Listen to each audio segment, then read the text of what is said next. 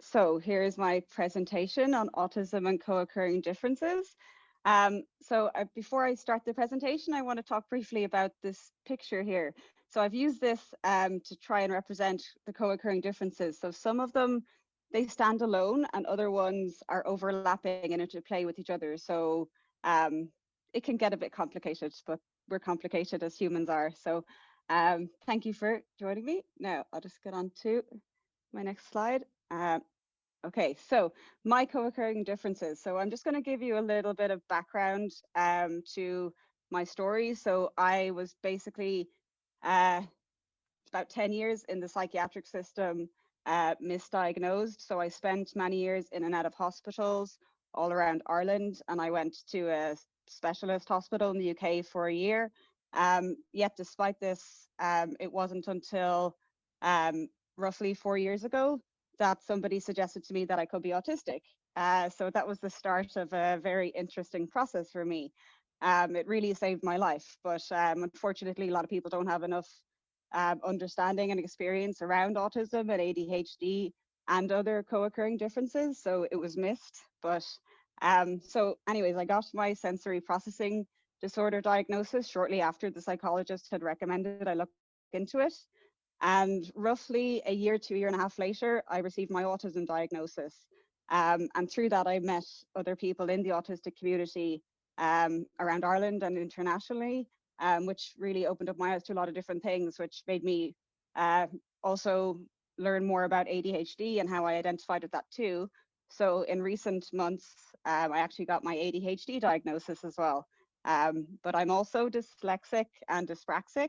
I don't have a diagnosis for either of those, nor will I seek one. But there's a lot of different things that interplay with each other. So those are the things that I was born with. But what I acquired was complex post-traumatic stress disorder. So unfortunately, as I mentioned, I had been misdiagnosed. So growing up not knowing that I was neurodivergent definitely caused a lot of mental health problems. And then my subsequent misdiagnosis meant that I didn't get the right treatment. So I definitely developed post-traumatic stress disorder from that, as do many autistics, as has been mirrored in people that have already spoken today.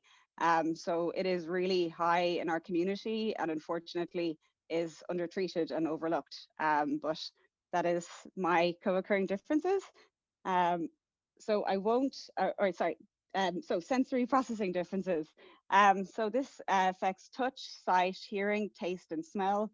94.4% of autistic adults have sensory processing differences, as was found in Crane et al. 2009. So every person has a different sensory profile. So my sensory profile means that I am hypersensitive to touch, to sight, to hearing, and to taste, but not to smell. But for somebody else, that could mean that they are hyposensitive to touch and maybe hypersensitive to hearing, and a different combination of them all. So everybody has a unique profile. And also every person, regardless of whether you have sensory processing disorder, has different sensory processing experiences. So it's not all that different. And there are really positive aspects to it as well. And as people have mentioned already, it's the environments that we're in that can disable us. So while I am hypersensitive to sound, I really love listening to music that I enjoy really, really loud on my headphones. And I'd be the first person right up at the front row at a concert. But if I was, say, in a bar or in a restaurant or a cafe and there's music on in the background and coffee machines going around thing, I'd find that really stressful. Or even just a radio on, stuff that I'm not familiar with, that can be really overloading. So it's not as straightforward as somebody is hypersensitive to sound, therefore all loud noise bothers them. So every person is different. And yeah, so next slide. So ADHD, attention deficit hyperactive disorder. It's not really a great name and it doesn't really describe it all that well. So for ADHD, it's not an attention deficit, it's actually an interest-based nervous system. So it's just that it's inconsistent. So we pay attention to things that we are interested by, or if something is urgent, we tend to be good in emergency situations, or if there's something new or interesting, something different, we pay attention to that. So people can hyper-focus sometimes for long periods, but miss other things that are going on. We can also have emotional hyper-arousal. So people might say, I feel emotions intensely.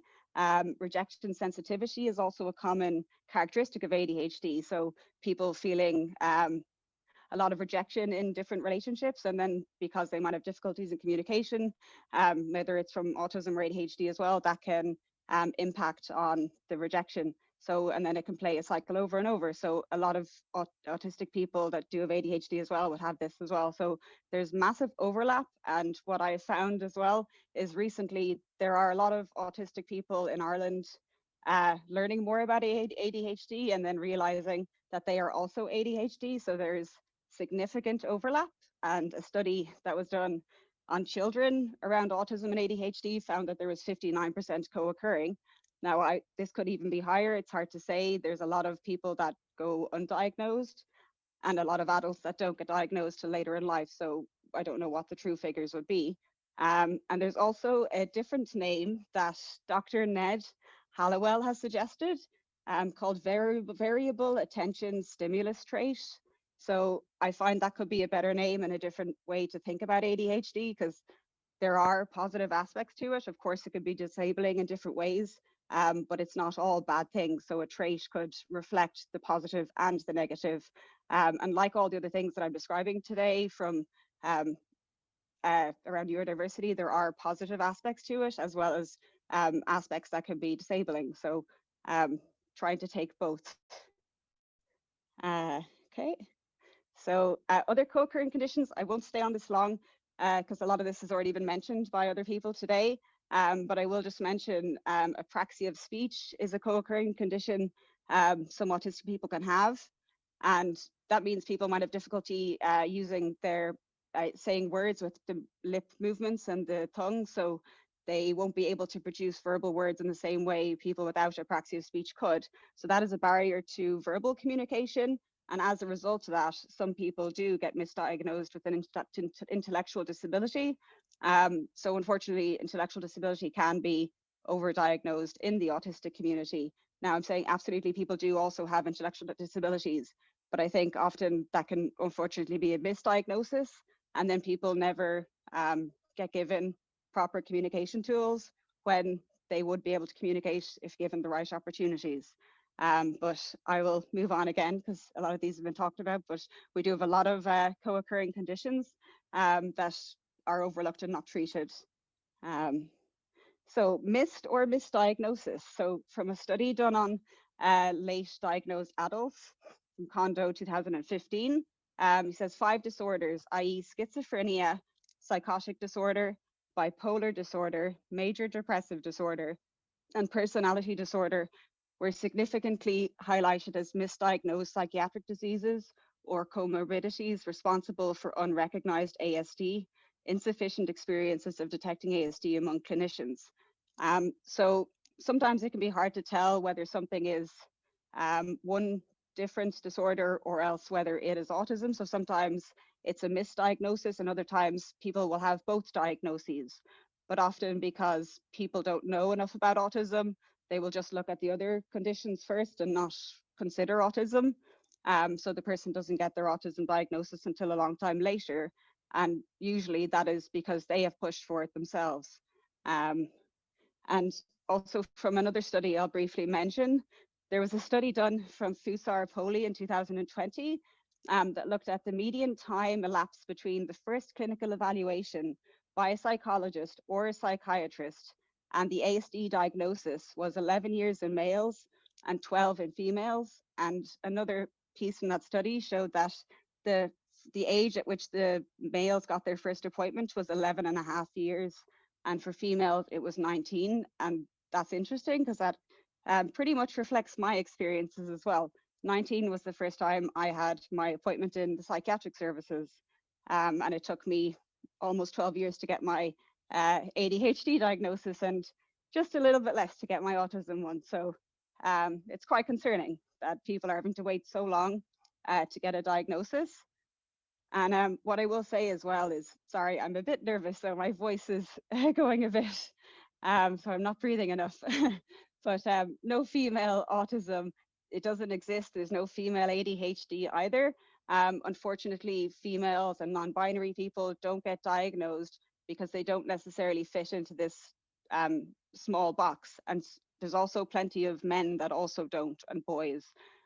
So there isn't a gendered autism or ADHD or anything else. It's just that the box is written on very specific criteria that really isn't a whole picture of what ADHD is or what of autism is or any of those. So it's only, and all those boxes came from researching small boys. So just a small group of small boys. So they're not reflective of the whole population of autistic people and ADHD. But unfortunately, females do get misdiagnosed more often. So we need to look at that more instead of automatically jumping to borderline personality disorder. People need to look at, is it autism? Is it ADHD? Is it something else? Okay, cool. So a little piece on language. So I say I am autistic. I do not have autism. I'm not a person with autism. I don't live with autism. A lot of autistic people don't like to be referred to as a person with autism. Many of us find that a bit offensive, and although that might be what you're told to say by other people, that's not really what many autistic people want to be referred to. Same for disabled. It's okay to say disabled person, not person with disability. So when I say that I'm disabled, I'm not reducing myself to a label. I am embracing a person and cultural identity that affects every aspect of my life. So it's a positive thing to embrace people's identity, not try and hide it away and act as if it's something temporarily part of them. It's part of me forever, and that's not going to change. So quick part on the social model of disability. So the problem is how society is arranged, not the disabled person. So only stairs with no ramps or lifts, inaccessible buildings and housing, inaccessible public transport, over-the-top health and safety, no sign language interpreters or accessible formats available, multiple barriers to employment, segregated schooling, discrimination and segregation. So as you can see, there's many barriers that we're facing. So yes, being autistic, having ADHD, all of these different things can be disabling in some ways, but mostly I'm disabled by society. So if society and the services we have to access could become more accessible, then I wouldn't be so impacted by these things and people would have a better quality of life. So neurodiversity, very quick intro. So neurodiversity is the diversity of human brains and minds, the infinite variation in neurocognitive functioning within our species. So that's a biological fact. The neurodiversity movement, however, is a social justice movement that seeks civil rights, equality, respect, and full societal inclusion for the neurodivergent. This is from Nick Walker from Neurocosmopolitanism. So neurodivergent, sometimes abbreviated as ND, means having a brain that functions in ways that diverge significantly from the dominant societal standards of normal.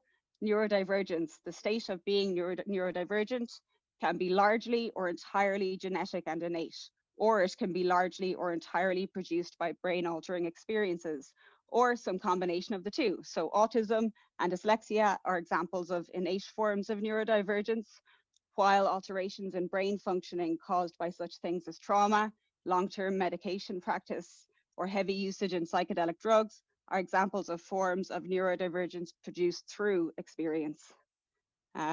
So therapies. So different therapies work for different people, so I'm not going to say one size fits all, but I think if people could connect through interests, have a person-centered approach, be trauma-informed and compassion-focused, I think those are key elements. I personally found compassion-focused therapy the most helpful.